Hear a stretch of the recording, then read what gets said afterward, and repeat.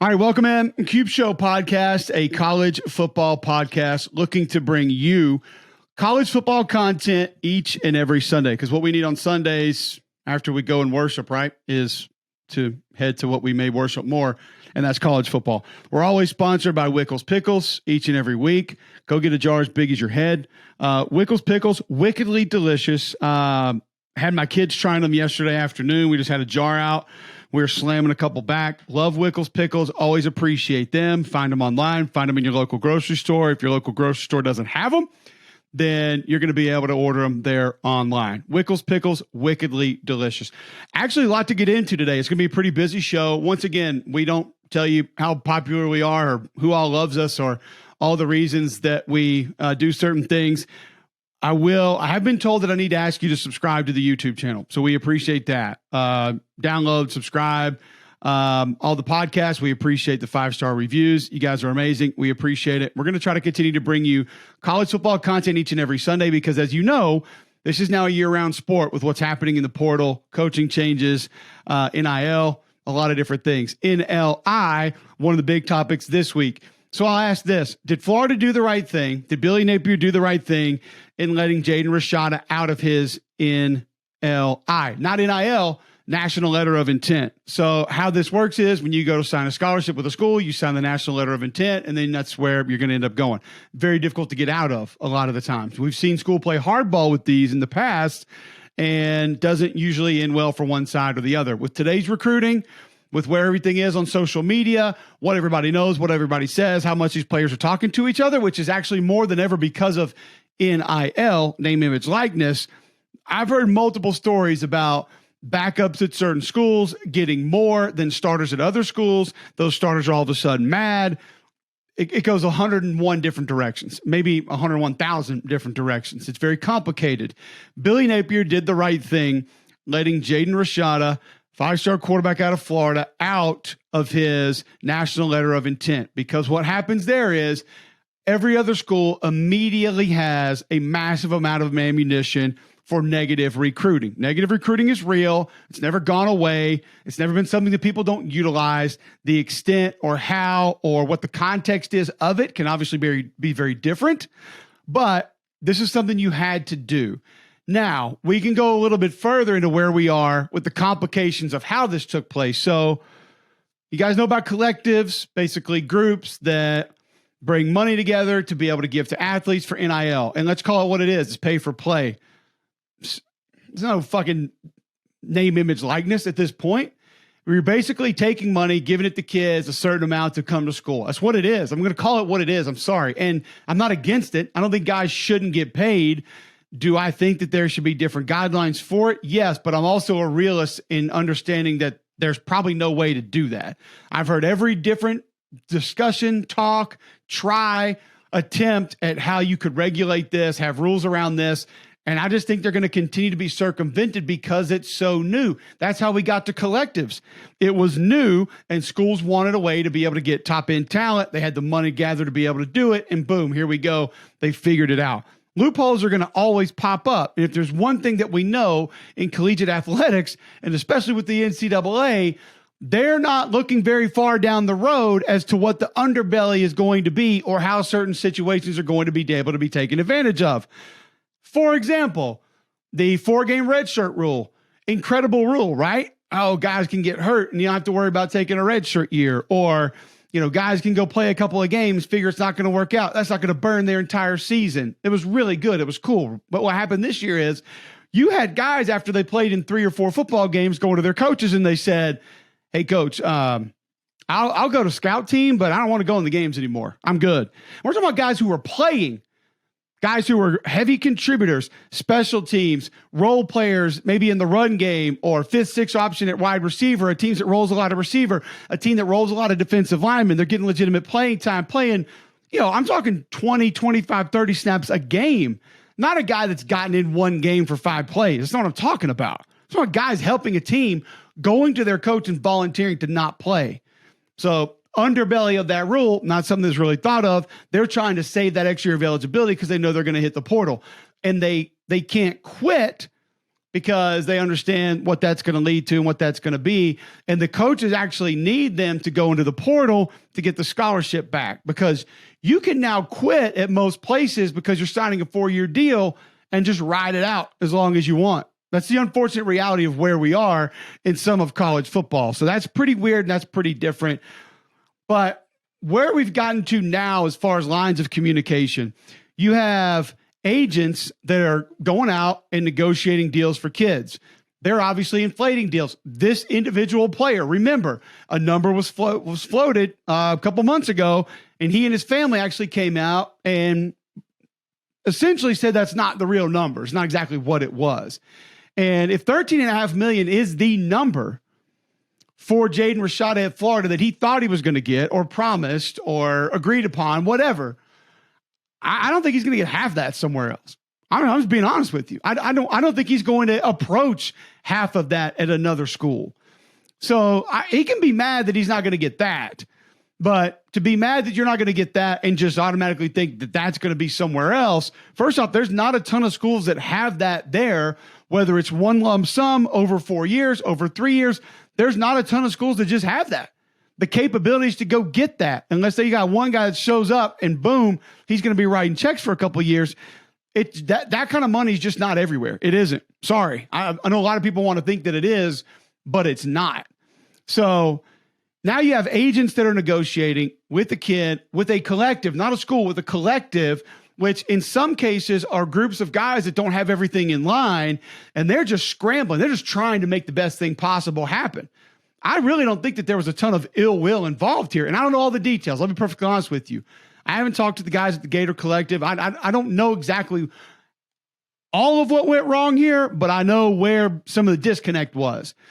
And I don't think this was somebody trying to pull a ruse on a kid or an agent or parents, anything like that. It's just somewhere, somehow, the numbers got changed as to what was promised, what was going to be able to happen, what would happen, what didn't happen. So now you have a lot of people that are thinking that this staff does not know how to recruit, which is not true. Now you have people thinking that this collective doesn't have any money, which is also not true. But you also have a kid that is, wherever he goes, is going to be viewed a certain way. I think that's unfortunate, because you have a guy that changed his commitment a couple of times. You have a guy that backed out of a national letter of intent. So there's going to be a cloud either way. And my understanding is, if you're banging on the kid, you're hating on the kid, don't. It's not all on him. There are a lot of other people involved here that probably deserve some more or all the blame. And that's where I don't know how to cut that pie up. I don't know the percentages to hand out. And honestly, I don't really care. What I do care about is a kid that just wants to try to go play football somewhere, and now this is going to fall in. But hey, you know what? That's where we are today. You want to act like a professional, be paid like a professional, sometimes you're going to get treated like a professional. That just is what it is. So the unfortunate aspect, this all took place, Billy Napier in Florida did the right thing. You had to do this. You had to let this young man walk to sort of save face and to allow positive recruiting to continue down the road. There's too much ammunition that you're going to be handing over to people, and you can't go do that. Unfortunately, there's going to be a bit of a black eye that now surrounds that collective and how they do business, but need to dig a little bit deeper as into who may truly be at fault and how everything took place here. Also for Florida, you get Damian George, an offensive tackle from Alabama. Super talented football player. A guy that Alabama has wanted to push onto the field for a long time. Some of it mentally hasn't been there. I don't think physically there's been any issue. Change of position been a little bit of a problem. I think Rob Sale and those guys are going to be able to get that fixed. They'll be fine there. But the good news for Florida is you get a player that is more talented than a lot of the other offensive linemen you have on the roster. So he should be able to help from that perspective. So that's a big get for the Gators. Moving on to a couple of other things. Speaking of being mad about name, image, likeness, national letter of intent, letting guys out, whatever that is. I was asked this question this week also. Should you be mad at Stetson Bennett? Should we be mad at Stetson Bennett? Georgia quarterback just won his second consecutive national title. If you missed it and you didn't see it, they had a parade for winning a national title, by the way. So keep that in mind. Guy just brought you a second consecutive ring, and he was looking at his phone a lot of the time. He was looking down. I guess he wasn't waving at fans, which, you know, We get mad at kids for not doing things our way, but we're also mad because we weren't satisfied at what we were going to get from it being our way. You see how both of those can be wrong at the same time, but we only want one to be wrong. All right, I'm not going to sit here and pretend like at 25 years old, I would have not acted a fool in certain ways or shown my ass a little bit in certain ways if you had a guy or if I was in a situation that I could have, especially when a lot of people had been doubting me and a lot of people had been telling me that I wasn't good enough or they didn't want me. And don't pretend like there weren't Georgia fans saying that. There were fans from a lot of other schools saying it too. The guy got it done. And as we've said on this show in our very short existence, that it's time to start looking away from some of the physical measurables of Stetson Bennett and start to look at what he's capable of doing. And that was 2 straight titles. In a perfect world, do you want your quarterback giving the parade wave and smiling the entire time and not looking at his phone? Now, he says Bluetooth, he's handling music. All right, I'll buy some of that. But also, it's 2023, folks. Young kids stare at their phones constantly. I'm not saying it's right. It's kind of like what I talk about with bowl games. Kids sit out bowl games. Do I like it? No. Do I understand the reality of it? Yes. Do I like the reality of a kid staring at his phone for a parade? No. Do I understand where we are with today's youth? Yes. Should we be mad at him? No. I'm not going to bang on a kid that just brought a school 2 consecutive national titles. A lot of that was his doing, by the way, whether you want to view it that way or not. I understand the draft ranking of other players, the all-time defense 2 years ago, all of that. But the guy went out and did it, and he backed it up. Could he have acted a little bit differently? Could he have helped his reputation some down the road? Sure, but that's his ass. That's his reputation in 10 years, 15 years, 20 years, if it changes and if people continue to view him that way, which I'm not sure a lot of Georgia fans even really do. Okay? He had a chip on his shoulder. That's one of the things that made him great, by the way. So you can sit there and say you're mad at the way he's acting. Well, hell, half of his preparation, half the way he played in games, that edge probably came from some of what the frustration that he still carries around with him was built upon. It's still there. We all have those instances and certain things of people in our personal life, professional life, told us we couldn't do it, told us we weren't good enough, we're too short, we're too big, we're too fat, we're too ugly, we don't talk correctly, whatever it is. He's carrying some of that with him, and that's what helped motivate him to go out and be great and do some of the things that he did. You can sit there and say you wish he would have acted a little bit differently, that's fine.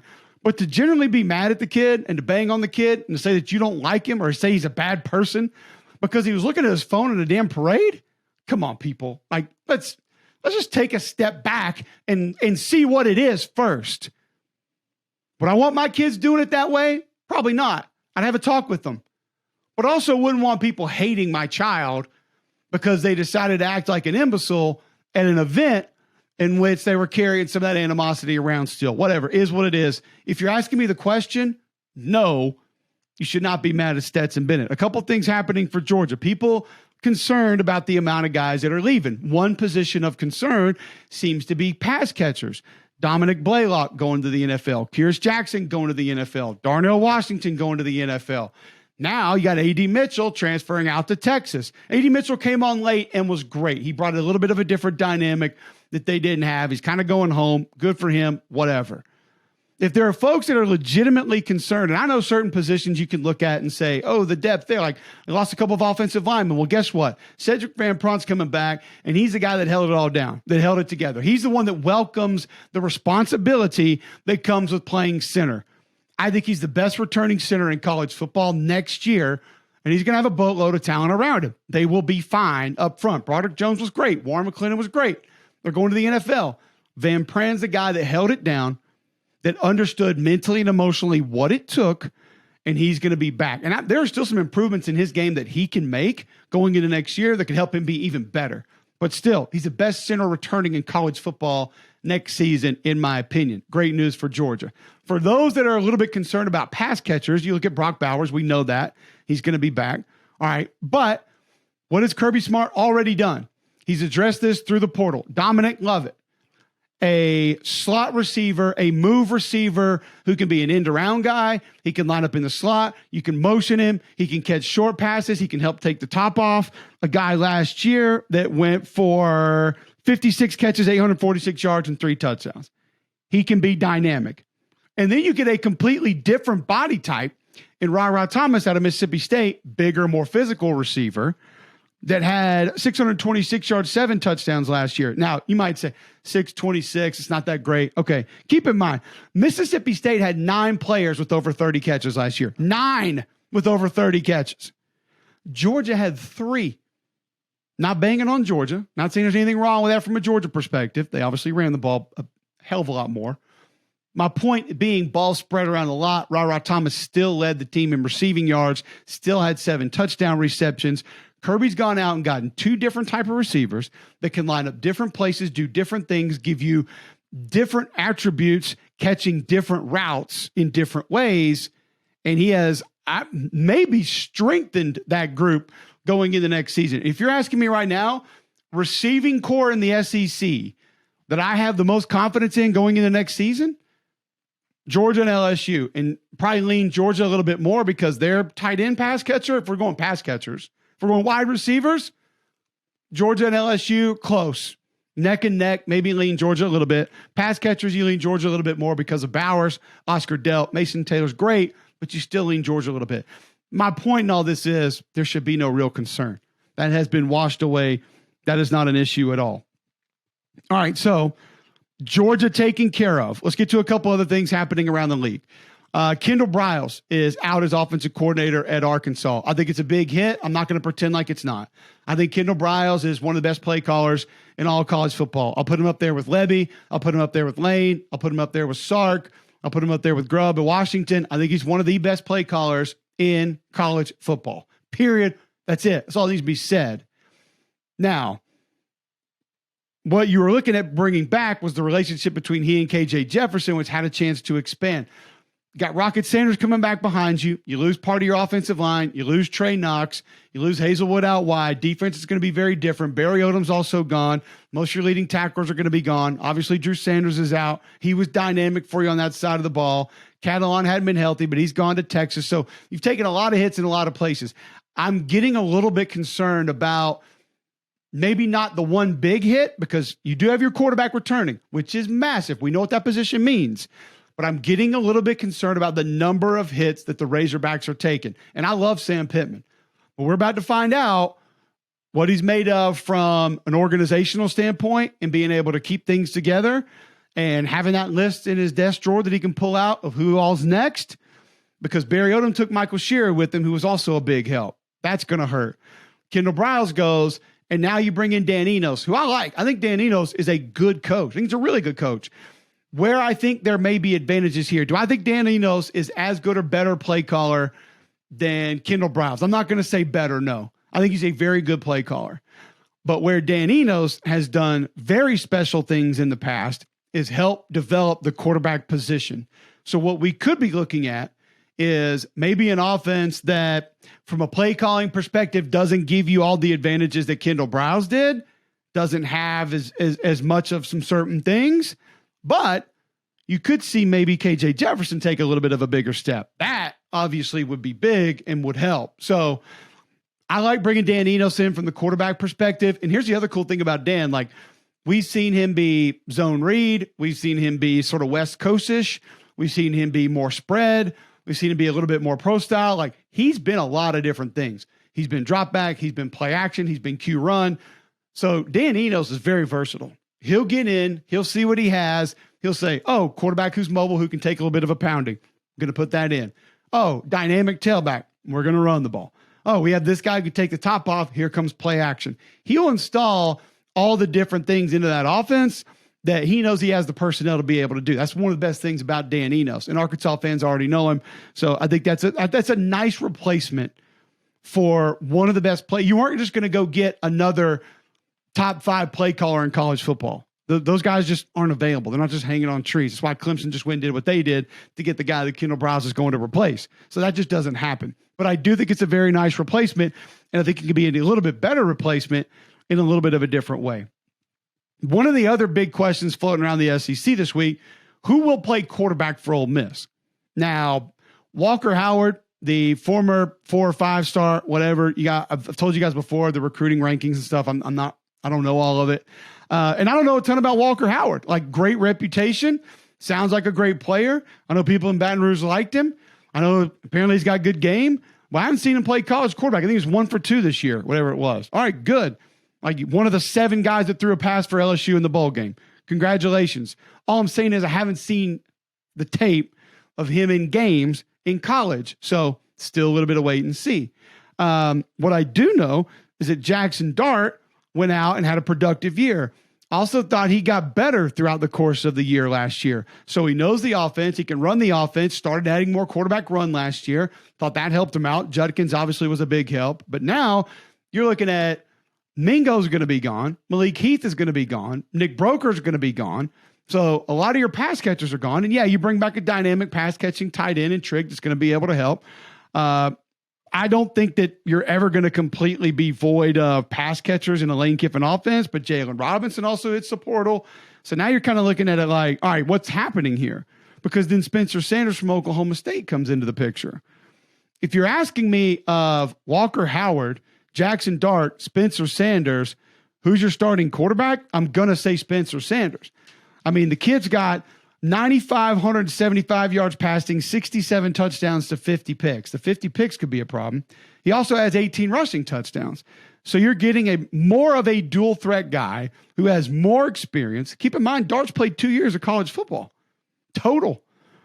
More experience, maybe more dynamic, more of a threat with his legs, and someone who just physically is a little bit more mature. Now, how much does all that matter? I think it matters a lot, and I think you just brought in your starting quarterback. What does that mean for Jackson Dart? No idea. I know the other 2 quarterbacks, Altmaier and the other kid, are out, so there you go. You still got to keep a couple on staff, and then I guess you look at Walker Howard and you say, hey, you can be the backup this year, and then he's gone, and then here we go. I don't think those 3 are on the roster next year. I'll tell you that. There's just no way in hell that's going to happen. So that's kind of a question around Ole Miss and what's going to happen, what should happen there. Some other coordinator change. I don't think last week we got to Liam Cohen coming back to Kentucky. And there's a lot of concerns with Kentucky right now, but there are a lot of holes that are starting to be plugged and bringing a little extra confidence. I think the offensive lineman you're getting out of Northern Illinois, went back and I studied him. I think he's super athletic. I don't think he's a plug and go guy, and I don't think he starts right away. Now, I think what you do have are 2 dynamic receivers who are going to be able to help whatever happens right now. Barry and Brown, Dane Key. Keep in mind, and I'm not saying either one of those guys are Wan'Dale Robinson, but keep in mind what Liam Cohen did with Wan'Dale Robinson to be able to isolate him, move him, find matchups with him, force feed him the football to be able to go find success. You'll get that along with a very experienced quarterback that when he's healthy, when he's good, everything is going to be okay. Some kid just legitimately crashed a mini motorcycle in my front yard in Crocs, and I don't know what to do about it. Good for you, kid. Sorry, I hope you don't have to go to the ER. But what you will get in Devin Leary is an experienced quarterback who can make the throws, but he's got to be healthy. Number one, has to be healthy, which tells me that offensive line needs to improve.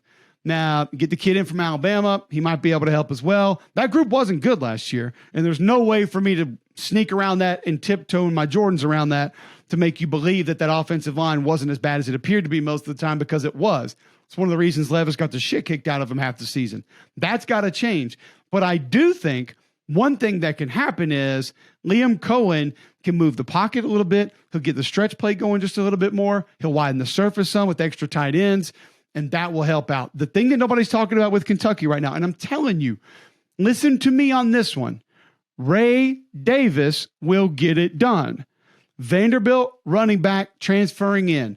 Tough, physical, big, not super breakaway speed, but he's got enough ability to be able to get you some explosive plays.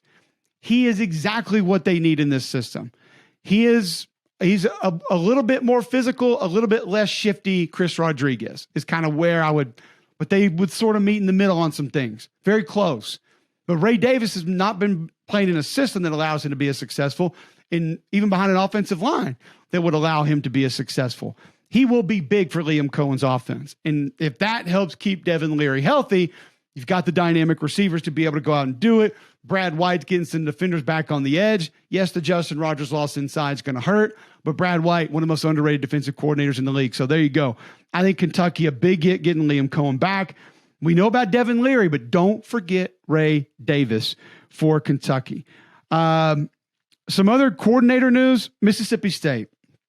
We didn't know where this thing was going to go. We didn't know if it was going to be air raid. We didn't know if that was kind of the direction you wanted to take there, but it's not going to be that. You go and you're going to get an offensive coordinator from App State and Kevin Barbay, but you're bringing in Will Friend and Mike Schmidt, two offensive line coaches. Chad Bumpus will be there to coach receivers. He's obviously a State guy, so that gives you some familiarity, gives you a little bit of the feel good, which is great. Every staff's got to have a little bit of that.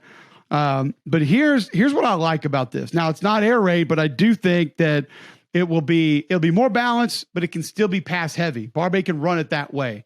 Go watch the A&M game if you want to see what App State's capable of doing. And they played bully ball on that afternoon, and they beat up a young A&M offensive line.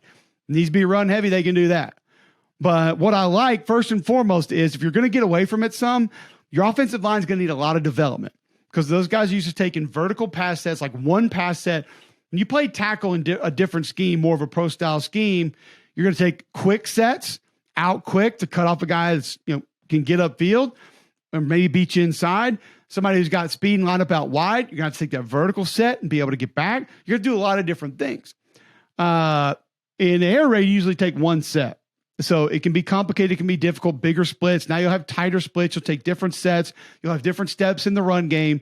I love this move to be able to bring in two offensive line coaches. And you say, well, that's a waste of an on-field coach. No, not when you take Mike Schmidt, and I'm not talking about the Phillies third baseman Hall of Famer, from Syracuse and San Diego State and say, all right, your tackles, tight ends. And then you go get a guy that's bringing, I think Will Friend's now been at 5, 6, even by playing in Alabama SEC schools. So he knows the league and knows exactly how to handle a lot of different things. He knows recruiting. He's a good offensive line coach. He handles the middle three. This is what it allows you to do, though. It allows you to split the groups up. So Will Friend can take maybe center left, and Mike Schmidt can take right guard, right tackle, or Schmidt can just take the tackles and the other three, or you can take the ones and the twos. And you basically have two offensive line coaches. Your repetitions in practice skyrocket.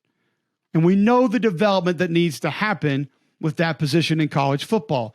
I love that hire. I love that move. There's only a couple of coaches that do it, but I think the benefit that you will get from a rep perspective with your ones and your twos and quality reps with your ones, because they don't all five have to be there at the same time. And it's left tackle, left guard, center, right tackle, like all the way down.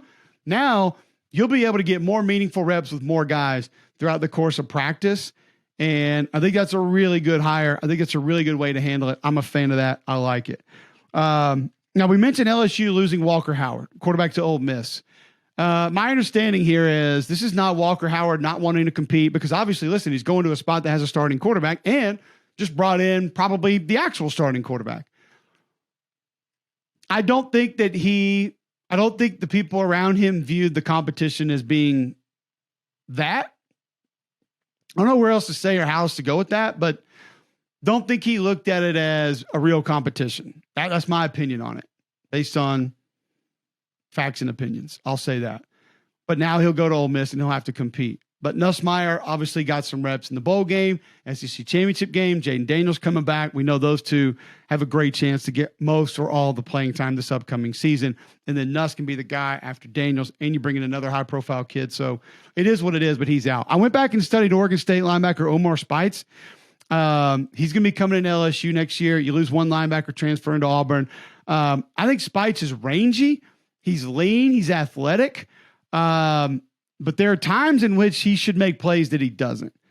The physicality is not really used to what you're seeing from an SEC linebacker, but he's played a ton of football. He brings a ton of experience in. He obviously understands the game, the speed of it, the physicality of it, how to handle yourself at practice and around the classroom and whatnot. So he gives you a veteran presence, which is good. And Matt House is going to ask those linebackers to do a lot of different things. I mean, just Look at all the different places they lined up Harold Perkins this year. But I don't see like a super dynamic playmaking plug and go, Devin White, 120 tackle guy when I watch Omar Speights. That's me going back and watching it, kind of what I see. Some other guys that I went back and studied this week, just kind of run through a couple quickly.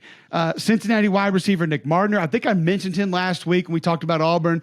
A 6'6" kid coming in. Now, I don't think he's big enough to actually act as a tight end, but I do think he gives you some red zone threat and he can help you a little bit that way. Struggles to get separation. The opposite of what I saw when I went back and studied FIU tight end Rivaldo Fairweather. Now, this kid, so he lines up in the slot a lot and he wins in the slot a lot versus linebackers and safeties. That is massive because it's cool to say we have a flex tight end. We have a tight end that can go line up in the slot. Like the reason why Travis Kelce's dynamic is when you put him in the slot, he wins. So that forces you to say, all right, how do we want to cover this guy? We better go light. Well, if you go light and we still win, here's our run game advantage. But it doesn't just have to be a run game advantage because we win when you go light in the passing game. I think that's what Fairweather brings. He lines up in line a lot, so he'll put his hand down next to an offensive tackle. He doesn't love the contact. He doesn't love the physicality. I can see it. I understand it. He's only like 220, 225, so he's not even like he is a tweener to even be doing that. And in the SEC, that's going to be even different. Bulk him up a little bit, get him a little bit stronger, work with some of the fundamentals. He's at least willing to try it. And I can tell he doesn't love it, but he can work the middle of the field really well. Working down the seams, working slants from the slot, in traffic in the end zone, got a massive catch radius. You see him on film standing there. He's one of those guys like a basketball player. Looks like his fingertips go past his kneecaps. Body type, probably what Auburn needs. Now you have two big body receivers that can help you do different things. And then a guy that can line up in different places, which in this offense is going to be big. Most of these up-tempo offenses will tell you the flex tight end is a position that either makes you or breaks you to go be next level, super unbelievable, amazing offense, or to maybe just be semi-average or a little above average and be able to get some things done, but not everything is at your disposal. So those are a couple of the guys that I watched. We did have a couple tweets into the show asking for different things. Some of you want us to talk Rashada. We did that. At Tiger Histalmos tweeted in, wanted to know top incoming player that you're excited to see. So I did want to get to that before we go off. For me, now listen, I'm weird. I live in the trenches. That's where my eyes are. That's what I get excited about. But I'm excited to see Tulsa offensive tackle Dylan Wade come into the SEC because I think he is as talented as any other SEC tackle out there right now. Now, there's a little asterisk next to that because there's not a ton of first round top 10 offensive tackles in the league right now. Now, maybe Avery Jones, Will Campbell at LSU down the road could be, might be. Maybe Damian George gets different coaching and he sort of turns into it. We just had two big time tackles leave Georgia. I think Emeritus Mims have a chance to be that one day, but I want to see how he handles his business in the SEC. And in an offense, honestly, it's not going to ask him to take a ton of professional pass sets or just go road grade guys on inside zone plays. He'll have an opportunity to do a little bit of that, but he's somebody who's athletic enough to do the other things. Again, I'm weird. That's just kind of where my mind lives. Like Justin Rogers from Kentucky, the interior D lineman. I'm interested to see him at Auburn. But another part of that is Auburn hasn't had a lot of those things in the last 4, 6, 8 years. Interior defensive linemen, yes. Offensive linemen who can actually get after you and be a difference maker, have not seen a ton of that. So that would actually be different for a guy in an Auburn uniform. And I just think he can be great in the SEC. I think he's that talented and that athletic. And I think Jake Thornton working with him is going to help his game go to the next level. So appreciate you tuning in. As you guys know, we're here every Sunday, brought to you by Wickles Pickles, wickedly delicious. I'm glad you're tuning in. I'm glad you're watching. I'm glad we were able to get to some of the topics that we did. We'll have even more next week. I'm going to try to study a couple portal guys that are coming into the league each and every week so I can give you an idea what your team is getting. Like one other thing that I know I didn't hit and I want to spend a little more time on later in the offseason, Spencer Rattler coming back. We mentioned that, but Juice Wells coming back, that is massive for South Carolina. I know you got a new coordinator. I know you got a bunch of other guys leaving. Like Marshawn Lloyd's going to USC. I get it. You got a tight end flex guy and Jaheim Bell's going down to Florida State with an edge rusher from your team going to Florida State. You got an edge defender going out to Oregon. It's fine. But I'm just telling you, Spencer Rattler back, elite level of talent. with what I believe to be the best receiver returning in the SEC. I said it. Malik Neighbors, close. Yes, I get it. There are a couple other guys out there that had good years. Brew McCoy had a nice year last year. Ra Thomas coming back. For me, if I got one guy in one game that's going to get 15 targets, give me Juice Wells.